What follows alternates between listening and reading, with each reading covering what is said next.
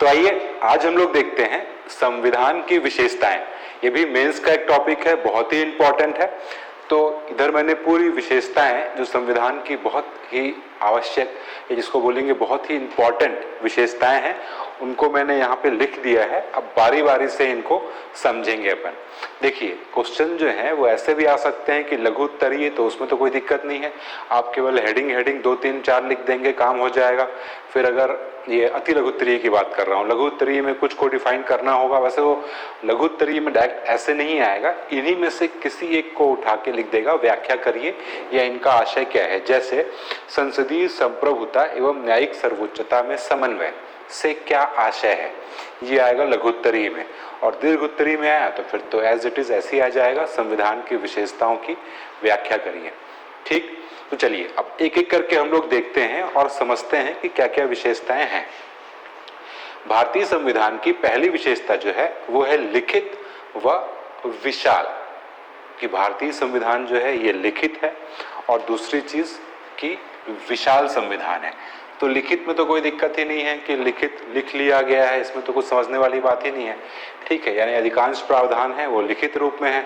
हम लोग जानते ही हैं कि संविधान जब बना 395 अनुच्छेद थे उसमें, है ना, 8 अनुसूचियां थी और 22 भाग थे, ये सब संविधान में लिखे हुए थे। अगली चीज जो है ये है विशाल। तो भारतीय संविधान इतना विशाल क्यों है? अगर इसकी तुलना करते हैं हम लोग अमेरिकी संविधान या अन्य लिखित संविधानों से, तो भारतीय संविधान विश्व का सबसे विशाल लिखित संविधान है। इसके पीछे क्या कारण हो सकता है कि इतना विशाल क्यों हो गया?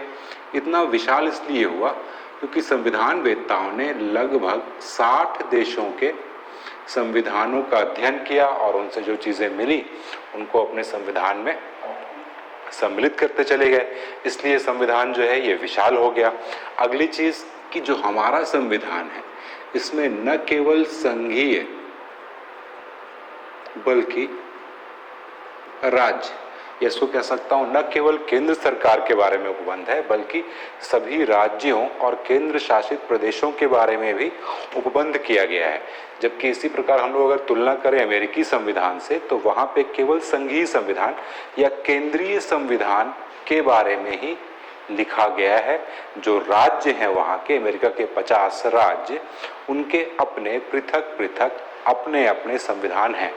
तो केंद्र का और राज्यों का दोनों का संविधान हो गया, तो इसलिए विशाल इसको होना ही था। इसके अलावा इसमें मूल प्रावधानों के अतिरिक्त जो प्रशासनिक प्रावधान है उनका भी इसमें लिखा गया है या उनको भी सम्मिलित किया गया है, प्रशासनिक प्रावधानों को, इसलिए हमारा संविधान जो है ये बड़ा हो गया है। इसके अलावा भारत जो है इसमें बहुत विविधताओं से भरा हुआ देश है। विभिन्न जाति, संप्रदाय, क्षेत्र, भाषावादी लोग, सब इस तरह के लोग रह रहे हैं। तो इन सब को समामेलित या सम्मिलित करने के लिए संविधान में बहुत सारे उपबंध किए गए हैं ताकि ये लोग आसानी से, सरलतापूर्वक, भाईचारे से यहाँ पे रह सकें। इसके अतिरिक्त भारतीय संविधान में मौलिक अधिकारों का प्रावधान है, नीति निर्देशक तत्वों का प्रावधान है, और विभिन्न संवैधानिक जो पद हैं, विभिन्न संवैधानिक संस्थाएं हैं, उन सब का प्रावधान किया गया है। इसलिए भारतीय संविधान जो है इसका स्वरूप इतना विशाल हो गया है। तो ये तो हो गया अपना कंप्लीट लिखित व विशाल। अगली चीज देखते हैं हम लोग, संविधान की सर्वोच्चता। ये भी हमारे संविधान की बहुत ही विशिष्ट विशेषता है कि संविधान की सर्वोच्चता। यहाँ मतलब ये है कि भारतीय जो संविधान है ये देश में बनाए गए किसी भी कानून से संविधान का स्थान जो है वो हमेशा ऊपर रहेगा। यानी देश में ऐसा कोई भी कानून नहीं बनाया जा सकता जो कि संविधान का उल्लंघन करता हो, बल्कि देश में बनाए जाने वाले सभी कानून संविधान से ही मार्गदर्शन प्राप्त करेंगे। ठीक, तो ये हो गई संविधान की सर्वोच्चता। अब आगे बढ़ते हैं, नम्यता व अनम्यता। ये याद रखिएगा, ये जो पॉइंट है नम्यता व अनम्यता, ये कई बार एग्जाम में अलग से भी पूछा गया है कि भारतीय संविधान के नम्यता व अनम्यता से क्या आशय है, या नम्यता या अनम्यता का मिश्रण कैसे है। क्योंकि समझिएगा नम्यता का मतलब क्या होगा और अनम्यता का मतलब, नम्यता का मतलब होता है लचीला और अनम्यता का मतलब होता है कठोर। अब संविधान लचीला व कठोर कैसे होगा? लचीला संविधान वो होगा जिस संविधान में आसानी से संशोधन किया जा सके, यानी कोई परिवर्तन अगर आसानी से हो जाए संविधान में तो वो होगा लचीला संविधान। लचीला संविधान का उदाहरण है, अपन बात करेंगे ब्रिटेन, यूके का संविधान जो है वो लचीले संविधान के अंतर्गत आता है। इसी प्रकार कठोर संविधान जस्ट इसका ऑपोजिट हो जाएगा, यानी ऐसा संविधान जिसमें संशोधन करना या परिवर्तन करने की प्रक्रिया जो है वो बहुत जटिल हो, तो ऐसा संविधान हो जाएगा कठोर संविधान, जैसे अमेरिका का संविधान। ठीक है, अब भारतीय संविधान क्या है? नम्यता व अनम्यता, यानी कि लचीला और कठोर का मिश्रण है। ये कैसे? यानी भारतीय संविधान के कुछ प्रावधान तो ऐसे हैं जिसमें सामान्य या बड़े ही सरल तरीके से संशोधन किया जा सकता है। सरल तरीके से कहने का मतलब है कि संसद के सामान्य बहुमत से संशोधन किया जा सकता है। फिर कुछ प्रावधान ऐसे हैं संविधान के जिसमें संसद के विशेष बहुमत से, विशेष बहुमत यानी कि संसद के जो कुल सदस्य हैं और मतदान करने वाले सदस्यों के 2/3 सदस्यों का समर्थन और संसद के कुल सदस्यों का बहुमत, इस प्रकार का बहुमत होगा, उससे वो संशोधन किया जा सकता है। और कुछ प्रावधान अत्यंत कठोर हैं जिसमें संसद का विशेष बहुमत तो चाहिए ही चाहिए, इसके अलावा कम से कम आधे राज्यों का समर्थन भी चाहिए, तो ये हो जाएगा कुछ कठोर। तो हमारा जो संविधान है न तो यूके की तरह एकदम लचीला है और ना ही यूएसए की तरह एकदम कठोर है, ये दोनों के बीच में कहीं लाई करता है। ठीक है, इसलिए कहा जाता है नम्यता व अनम्यता का मिश्रण।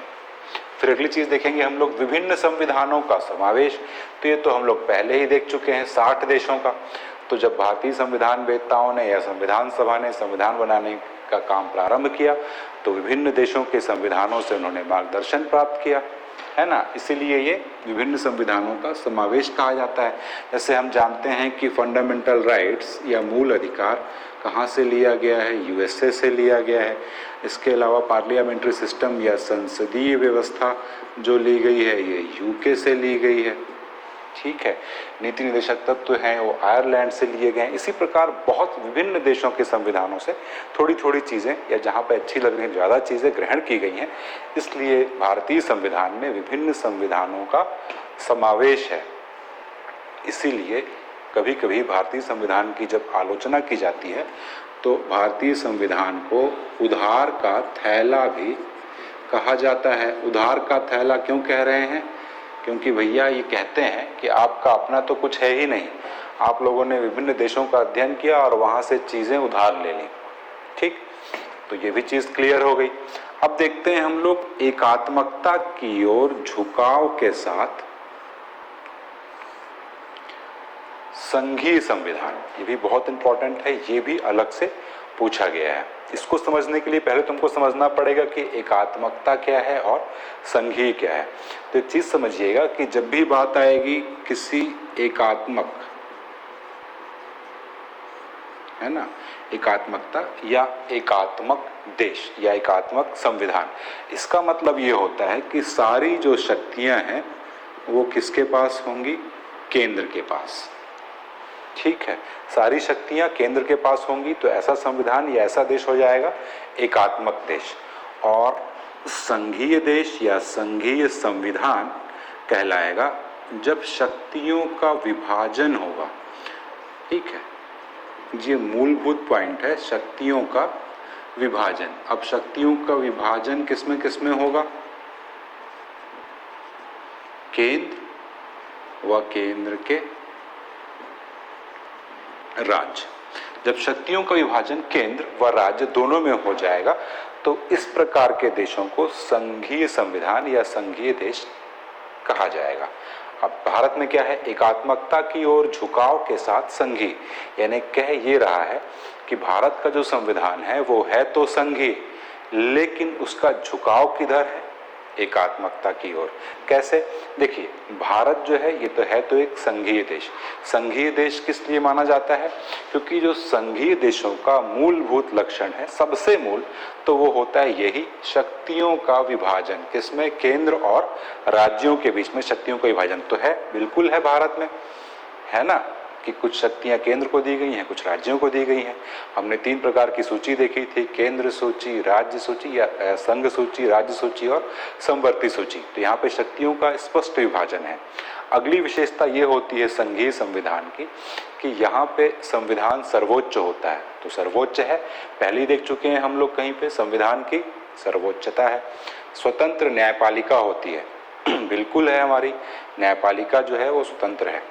ठीक, तो हमारा जो संविधान है वो संघीय तो है, तो इसका झुकाव एकात्मकता की ओर कैसे है, ये भी लक्षण देखने को मिलेंगे हमको। अब देखिए, एकात्मकता की ओर लक्षण यानी जब केंद्र ज्यादा शक्तिशाली दिखाई दे। तो जब भी कभी हम लोग देखते हैं कि देश में आपातकाल लगेगा, तो जैसे ही आपातकाल की घोषणा होती है तो राज्यों के अधिकारों का अतिक्रमण हो जाता है और केंद्र प्रभावी हो जाता है। तो यहाँ पे हम लोग देख रहे हैं कि ये एकात्मकता की ओर झुकाव है। इसके अलावा विदेशी संबंधों की बात करें तो वहाँ पे भी केंद्र प्रभावी है। इसके अलावा राज्यपालों की नियुक्ति देखेंगे हम लोग कि राज्यपाल जो है वो केंद्र नियुक्त करता है, लेकिन वो काम कहाँ करता है? राज्यों में, यानी प्रभुत्व राज्यपाल का राज्यों पर है और नियुक्ति कौन कर रहा है? केंद्र। तो ये भी देखेंगे। इसी प्रकार अखिल भारतीय सेवाएं हैं, ठीक है। तो इन सब चीजों से देख के समझ में आता है कि झुकाव जो है इसका एकात्मकता की ओर है। इसीलिए कई बार देखा होगा आपने, भारत जो संघ है इसके लिए अर्ध संघीय शब्द का प्रयोग किया जाता है। हम तो बोलते हैं कि संघीय है, लेकिन जो आलोचक हैं वो बोलते हैं संघीय नहीं हो आप अर्ध संघीय हो, आधे संघीय। और ये बोला किसने है? ये बोला है केसी वेयर ने, ठीक है। कई बार अर्ध संघीय को देखिए हिंदी में भी अर्ध संघीय नहीं लिखते, क्वासी फेडरल लिख देता है, ठीक है। क्वासी फेडरल यानी अर्ध संघीय। अर्ध संघीय क्यों बोल रहे हैं? इसीलिए कि स्वरूप में हम लोग संघीय हैं, लेकिन हमारा जो झुकाव है वो ज्यादा एकात्मकता की ओर है। तो ये भी क्लियर हो गया, याद रखिएगा, बहुत ही बढ़िया चीज है ये और इम्पोर्टेंट है। अब आगे आ गया आपका संसदीय संप्रभुता एवं न्यायिक सर्वोच्चता में समन्वय। अब इसको समझेंगे। संसदीय संप्रभुता, संसदीय संप्रभुता, देखिए संप्रभुता का मतलब क्या होता है? संप्रभुता का मतलब ऐसा समझिए, कोई भी निकाय अगर संप्रभु निकाय है तो संप्रभु कब माना जाएगा? जब उसके ऊपर कोई भी बाहरी या आंतरिक हस्तक्षेप ना हो उसके कार्यों में, ठीक है। कोई भी हस्तक्षेप, कोई भी दबाव ना हो, यानी वो एकदम निष्पक्ष और स्वतंत्र होकर अपना कार्य कर सके, उसी को बोलते हैं हम लोग संप्रभु। तो संसदीय संप्रभुता यानी संसद जो है वो संप्रभु है, एवं न्यायिक सर्वोच्चता, और जो न्यायालय है या न्यायपालिका है वो सर्वोच्च है। एक संप्रभु, एक सर्वोच्च, दोनों में समन्वय। दोनों में समन्वय कैसे? देखिए, जो संसद है इसके पास संविधान को या संविधान में संशोधन करने की शक्ति है, यानी जो भारत का संविधान है इसमें संशोधन करने की शक्ति सिर्फ और सिर्फ संसद के पास है, और इसमें संसद जो है ये संप्रभु है। तो फिर न्यायिक सर्वोच्चता का क्या मतलब है? न्यायिक सर्वोच्चता का मतलब है कि न्यायपालिका इस बात का ध्यान रखेगी कि संसद द्वारा बनाए गए कोई भी कानून या संसद द्वारा संविधान में किया गया कोई भी संशोधन संविधान की मूल भावना के विरुद्ध तो नहीं है या संविधान का उल्लंघन तो नहीं कर रहा है। अगर ऐसा कोई कानून या ऐसा कोई संशोधन संविधान का उल्लंघन करता होगा तो न्यायपालिका उसको शून्य घोषित कर देगी। शून्य घोषित मतलब उसको, कानून को निरस्त कर देगी, वो कानून समाप्त हो जाएगा। तो यहाँ पे न्यायपालिका हो जाएगी सर्वोच्च और संसद हो जाएगा संप्रभु। इसको भी याद रखिएगा। चलिए, अब तो बहुत छोटे छोटे चीजें हैं। संसदीय सरकार, भारत का जो संविधान है वो संसदीय सरकार की बात करता है। संसदीय सरकार संसदीय सरकार जो है ये कहाँ से लिया गया है? ये लिया गया है ब्रिटेन से।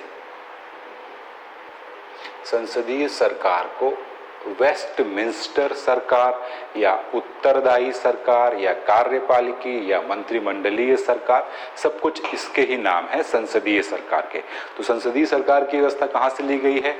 संसदीय सरकार की व्यवस्था ब्रिटेन से, यूके से ली गई है। इसका एक और नाम वेस्टमिंस्टर सरकार बोला जाता है। इसमें क्या होता है? इसमें कार्यपालिका जो होती है वो विधायिका का अंग होती है। कार्यपालिका को समझिएगा जो मंत्रिमंडल है ना, जैसे भी मोदी जी बने हैं उनका एक मंत्रिमंडल है, तो कार्यपालिका विधायिका का अंग है। कार्यपालिका को समझिएगा मंत्रिमंडल, विधायिका का मतलब समझिएगा संसद। तो जितने भी मंत्री हैं वो हैं तो सांसद ही ना, और अगर सांसद नहीं भी हैं तो उनको 6 महीने के अंदर किसी ना किसी सदन का सांसद बनना होगा। तो क्या हो गया? मंत्रीगण संसद के सदस्य हो गए, मतलब कार्यपालिका विधायिका का अंग होगी और कार्यपालिका विधायिका के प्रति ही उत्तरदायी होगी। यानी जिस दिन सरकार का बहुमत लोकसभा में कम हो जाएगा तो सरकार को इस्तीफा देना होगा। यानी वो लोकसभा के प्रति, या मैंने सीधे सीधे बोल दिया कि विधायिका के प्रति उत्तरदायी होगी। यही है संसदीय सरकार। अब आगे देखते हैं हम लोग कि एकीकृत व स्वतंत्र न्यायपालिका। स्वतंत्र न्यायपालिका मैंने पहले ही बता दिया है कि भारत की जो न्यायपालिका है वो बिल्कुल स्वतंत्र है। इसकी स्वतंत्रता सुनिश्चित करने के लिए संविधान द्वारा बहुत से प्रावधान किए गए हैं ताकि जो न्यायपालिका है वो निष्पक्ष होके, निडर होके अपना कार्य कर सके। अब एकीकृत का मतलब क्या है? यहाँ पे एकीकृत न्यायपालिका का मतलब ये है कि पूरे देश में एक ही कानून चलेगा। यानी उच्चतम न्यायालय द्वारा बनाए गए कानून या दिए गए निर्णय पूरे देश के सभी न्यायालयों के लिए एक मार्गदर्शक का काम करेंगे और कोई भी न्यायालय उच्चतम न्यायालय के अतिरिक्त उस निर्णय के विरुद्ध निर्णय नहीं दे सकते। और पूरे देश के लिए यानी कि संघ क्षेत्रों के लिए और सभी राज्यों के लिए कानून एक ही होगा, एकीकृत होगा। समझ पा रहे हैं? जैसे यूएसए में क्या है? दोहरी न्यायपालिका है, यानी एक संघीय कानून है, केंद्रीय कानून, और उसके अतिरिक्त सभी राज्यों के अपने अपने अलग अलग कानून हैं। तो ऐसी व्यवस्था हमारे यहाँ नहीं है। हमारे यहाँ पूरे देश में एक ही कानून है, इसी को कहा गया है एकीकृत न्यायपालिका। अब देखते हैं हम लोग धर्मनिरपेक्ष राज्य। तो धर्मनिरपेक्ष राज्य अपन जानते हैं, भारत देश जो है वो धर्मनिरपेक्ष राज्य है। इसकी चर्चा न केवल प्रस्तावना में की गई है बल्कि मूल अधिकारों में आर्टिकल 14, 15, 16 और 25 से 28 ये सभी आर्टिकल जो हैं भारत को एक धर्मनिरपेक्ष राज्य घोषित करते हैं। धर्मनिरपेक्ष राज्य का मतलब क्या है? धर्मनिरपेक्ष राज्य का सीधा सा मतलब होता है राज्य का कोई भी धर्म नहीं होगा एवं राज्य सभी धर्मों का संरक्षण समान रूप से करेगा। ठीक, ये हो गया धर्मनिरपेक्ष राज्य।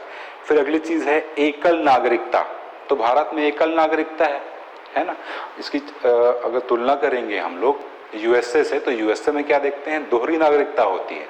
एक तो यूएसए का नागरिक और दूसरे उस स्टेट का नागरिक जिसमें वो निवास कर रहा है। जैसे कोई व्यक्ति यूएसए में कैलिफोर्निया स्टेट में रह रहा है तो कैलिफोर्निया का भी नागरिक होगा वो और यूएसए का भी।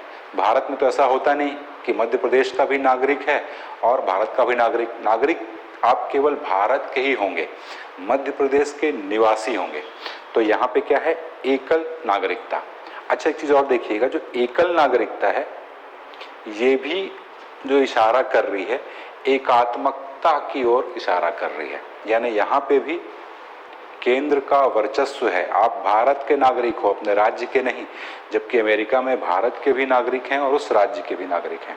ठीक, त्रिस्तरीय सरकार। भारत देश में त्रिस्तरीय सरकार है, एक तो केंद्र में, फिर राज्यों में और तीसरा जो है वो स्थानीय स्वशासन। हालांकि मूल संविधान में त्रिस्तरीय सरकार का प्रावधान नहीं था। मूल संविधान में केवल 2 स्तरीय सरकार थी। त्रिस्तरीय सरकार का प्रावधान 1992-93 में 2 संशोधन हुए, 73वां और 74वां, ठीक है, 73वां और 74वां संशोधन हुआ। 73वें संशोधन में ग्राम पंचायत और 74वें संशोधन में नगर पालिका। तो ये क्या आ गई, तीसरे स्तर की सरकार आ गई। इसके पहले तक दो ही होती थी, तो त्रिस्तरीय सरकार का प्रावधान है। और अंत में जो इसकी विशेषता है ये है आपातकालीन उपबंध। तो भारतीय संविधान में आपातकालीन उपबंध भी किए गए हैं कि जब भी देश में कोई विपत्ति आ जाए, कोई आपात स्थिति आ जाए, उसके लिए आपातकाल लगाया जाएगा। और आपातकाल के लिए क्या है, आर्टिकल 352, 356 और 360। जो 352 आर्टिकल 352 है ये बात करता है राष्ट्रीय आपातकाल की, 356 है ये बात करता है राष्ट्रपति शासन की, और आर्टिकल 360 जो है ये बात करता है वित्तीय आपातकाल की। ठीक है, तो ये तो व्यवस्था हो गई आपके संविधान की जो कुछ मुख्य विशेषताएं। अब तो चलिए देखिए, हम लोगों ने देख लिया अभी संविधान की विशेषताएं, हमने लगभग कंप्लीट कर ली, लगभग क्या पूरी ही कर ली। अब संविधान की विशेषताओं के अंतर्गत ही कुछ संविधान की यानी भारतीय संविधान की हमारे कुछ आलोचना भी की जाती है। तो ऐसे कौन से तत्व हैं जिनके आधार पर भारतीय संविधान की आलोचना की जाती है, थोड़ा सा इसको भी देख लेते हैं, क्योंकि ये भी इसी टॉपिक के अंतर्गत ही आएगा, संविधान की विशेषताओं के अंतर्गत ही। ठीक, तो चलिए, पहली आलोचना उधार का थैला। ये पहले ही डिस्कस कर चुके हैं हम लोग संविधान की विशेषताओं में कि कुछ आलोचक भारतीय संविधान को उधार का थैला कहते हैं। क्यों कहते हैं? क्योंकि भारतीय संविधान वेत्ताओं ने भारतीय संविधान जब बनाया तो बहुत से देशों के संविधानों का अध्ययन किया और उनसे बहुत सारी चीजें ली, इसलिए भारतीय संविधान को उधार का थैला कहा जाता है। ठीक, अगली चीज विशाल आकार, ये भी देख चुके हैं कि विशाल आकार है, पूरा लिख देंगे, इतने भाग है, इतने अनुच्छेद है, इतनी अनुसूचियां हैं, और विशाल आकार क्यों था ये कारण बता देंगे। ठीक, अच्छा, ये जो आलोचना अगर पूछता है, केवल आलोचना मान लीजिए आ जाता है, तो फिर अपने को ये भी बताना पड़ेगा कि ये आलोचना की जाती है लेकिन ये सत्य है या नहीं, यानी अपने को अपने संविधान को डिफेंड करना है। तो कोई बोलेगा उधार का थैला, तो बताएंगे ये रीजन है, इस वजह से उधार का थैला कहा जाता है, और फिर डिफेंड ऐसा करेंगे कि उधार का थैला नहीं है। भारत जब आजाद हुआ था, भारत की जो बड़ा देश था, विशाल आबादी वाला, विविधताओं वाला देश था, इसलिए भारत के जो संविधान वेत्ता थे वो ये चाह रहे थे कि भारत का संविधान विश्व का सर्वश्रेष्ठ संविधान हो। इसलिए उन्होंने विश्व के विभिन्न देशों और जहां पे सफलतापूर्वक लोकतांत्रिक व्यवस्थाएं चल रही थी उनके संविधानों का अध्ययन किया और उनमें से बेस्ट सबसे अच्छी चीजें ली और भारतीय संविधान का निर्माण किया। तो इसलिए ये बोलना तो आप बंद करिए। ठीक, देश के लिए जो उचित था, जो अच्छा था, वही लिया गया। अब उधार का थैला नहीं लेते, कहीं से भी अपने से बनाते, बेकार बनाते, क्या मतलब? जांची समझी जो प्रावधान थे, यानी कि ऐसे देश जहां पे वो संविधान चल रहा है और सक्सेसफुल है, तो वहां से ले लिया गया ताकि यहाँ पे सक्सेसफुल हो जाएगा। ठीक, अगली चीज विशाल आकार, तो विशाल आकार तो होना ही था। क्यों था ये पहले पढ़ चुके हैं। अब कैसे था ये पहले पढ़ चुके हैं।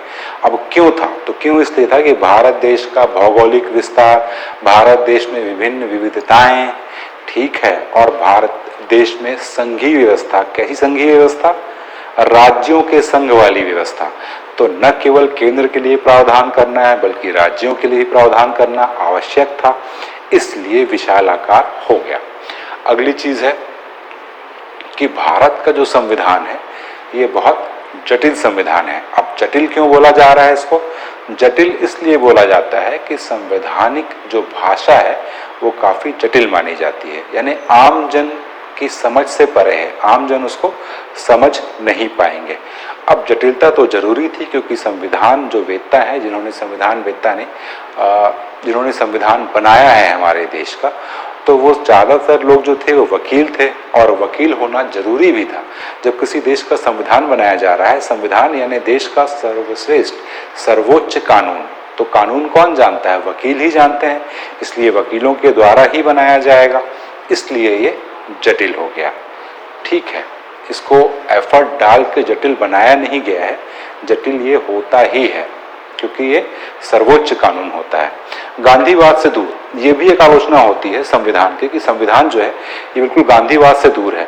गांधीवाद से दूर कहने का मतलब गांधीवाद जो था वही वो ग्राम स्वराज, ग्राम पंचायत, यानी कि कुछ लोगों का ऐसा मानना था कि भारतीय संविधान ग्राम पंचायतों, ग्रामों के आधार पर, किसानों के आधार पर इसका निर्माण होना चाहिए, जबकि इसका निर्माण बहुत ही पढ़े लिखे लोग और ऐसे लोग, वकीलों ने, इन लोगों ने किया, और इसकी जो अप्रोच है वो भी गांधीवाद से दूर है। जैसे कि हमने देखा कि जो त्रिस्तरीय सरकार भी है वो तो 1992-93 में आई, इसके पहले तक 2 स्तरीय ही थी, यानी ग्राम पंचायतों का तो कोई बात ही नहीं की गई थी, या की भी गई थी तो किसमें, नीति निर्देशक तत्वों में। ठीक, इसका कारण बताते हैं, ये भी एक कारण है कि जो बाबा साहब अम्बेडकर हैं उनका गांधीवाद से ज्यादा उनकी रुचि नहीं थी और स्वयं गांधी से भी उनका विरोध चलता रहा। तो ऐसा एक विचारक है, उन्होंने कहा कि ये भी एक कारण था। और इसको ऐसा समझिएगा कि उस समय अम्बेडकर जी को नहीं लगा ये कि इतना महत्व दिया जाए, इसलिए क्योंकि ज़्यादातर जो जनसंख्या थी भारत देश की, और ग्रामीण क्षेत्रों की बात करें तो यहाँ की तो लगभग 90% से अधिक जनसंख्या जो थी वो साक्षर ही नहीं थी। तो ये भी एक कारण रहा होगा। फिर 1935 का जो अधिनियम है उसकी कॉपी बोलते हैं। ये भी हम लोग जानते हैं कि भारतीय संविधान जो है इसका लगभग 1/3 भाग जो है वो पूरा 1935 के अधिनियम से लिया गया है, तो उसकी कॉपी मानी जाती है। तो ठीक है, मानी जाती है, लेकिन कारण क्या था? 1935 का जो अधिनियम था इसमें भी एक अखिल भारतीय संघ की बात की गई थी, और भारत जो है वो भी एक संघ के रूप में इसका निर्माण किया गया, और इसके प्रावधान ऐसा नहीं था कि कुछ गलत थे। तो एक राज्यों के संघ के निर्माण के लिए इस अधिनियम में जो प्रावधान थे वो बहुत ही उपयोगी साबित होने चाहिए थे, ऐसा लग रहा था, और उपयोगी साबित हुए भी। तो ये इसकी कॉपी है। ठीक है, अर्ध संघीय, ये भी एक आरोप लगता है जो केसी वेयर ने लगाया है कि आप बोलते हो भारत को कि भारत का जो संविधान है वो बिल्कुल संघीय संविधान है, जबकि आपका क्वासी फेडरल है, पूर्ण रूप से संघीय नहीं है। तो पूर्ण रूप से संघीय अगर बात करें हम लोग, जैसे यूएसए का जो संविधान जब बना था तब वो पूर्ण रूप से संघीय था। पूर्ण रूप से संघीय संविधान का मतलब है कि शक्तियों का विभाजन लगभग बराबर केंद्र और राज्यों में, और यहां तक कि राज्य जब चाहे केंद्र से अलग हो सकते हैं।